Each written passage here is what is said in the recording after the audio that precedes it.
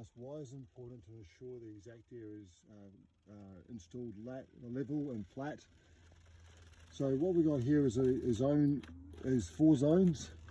As you see, as the zones open and close, if the box is not kept flat and level, we actually find gaps in the box because the box actually flexes a little bit. So you might notice there's actually a slightly bigger gap here than there is here on the cogs.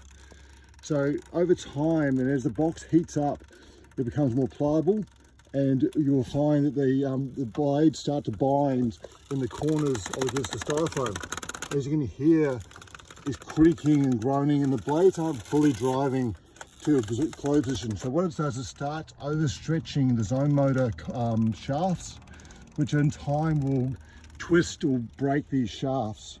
So this is the reason why we need to keep all exact ears nice and flat and level, so that all the cogs can move and blades can move clearly or easily and freely without any binding. This extends the life of your zone motors and reduces warranty or a failure of the Clip 24 Advantage Air zone motors. Hope you find this video helpful and explains why we do what we do. If you, for more information or for us to help you with your servicing your system, your Advantage Air systems and exact airs. Thank you for watching.